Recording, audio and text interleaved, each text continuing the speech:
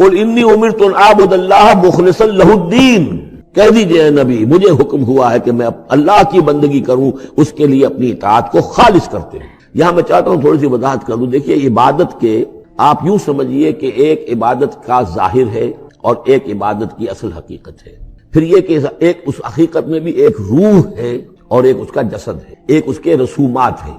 رسم کہتے ہیں کسی شے کی ظاہری شکل۔ عبادت کی رسم جس کو مراسم عبادت کہتے ہیں، یہ مراسم عبودیت کیا ہے؟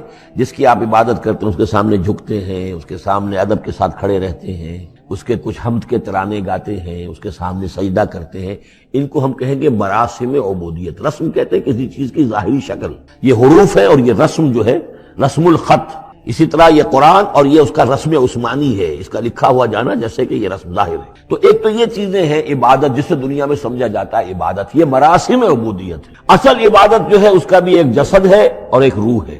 جسد کیا ہے؟ اطاعت، جس کی عبادت ہے کلی اطاعت، ہمہ اطاعت، ہمہ وقت اطاعت۔ غلامی، عبد کے معنی ہے غلام۔ چنانچہ یہ لفظ دو دفعہ ہم پڑھ چکے ہیں کہ فرعون نے کہا تھا بنی اسرائیل کے بارے میں قومہما لنا عابدون، یہ جو ہارون اور موسیٰ کی قوم ہے وہ تو ہماری غلام قوم ہے۔ اور ظاہر بات ہے وہ پرستش نہیں کرتے تھے، وہ قبطیوں کو پوجتے نہیں تھے، وہ ان کی نماز نہیں پڑھتے تھے، وہ ان کو سجدہ نہیں کرتے تھے معاذ اللہ، لیکن غلامی جو ہے اصل شے، اطاعت یہ تو اصل جسم ہے۔ اصل عبادت کا جو ہے جسم، جسد جو ہے وہ ہے اطاعت۔ لیکن جو چیز اس اطاعت کو غلامی سے آگے بڑھ کر عبادت بنا دیتی ہے وہ اس کی روح ہے، روح محبت۔ جس ہستی کی اطاعت محبت کے ساتھ کی جائے گی وہ عبادت ہوگی۔ ایک جبراً اطاعت کی جا رہی ہے۔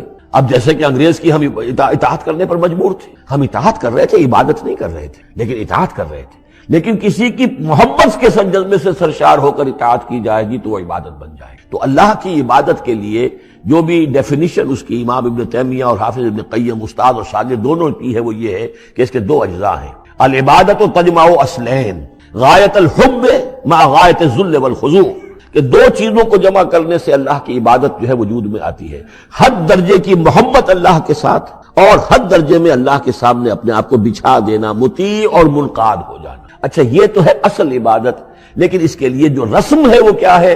کبھی کبھی کھڑے ہو کر کبھی سلیوٹ کر لینا ہے، کبھی ہاتھ جوڑ دینا ہے۔ اب ہندوؤں کے ہاں ہاتھ جوڑنا ہے، یہ ان کے ہاں کی رسم ہے۔ قنوت ہے، ہمارے ہاں قنوت ہے، ادب کے ساتھ کھڑے ہونا ہے، کہیں جھک جانا ہے، رکوع کرنا ہے، کہیں سجدہ کرنا ہے، حمد کے ترانے جو ہے پڑھ رہے ہیں، تسبیح کر رہے ہیں، یہ اس کی مراسم عبودیت ہے۔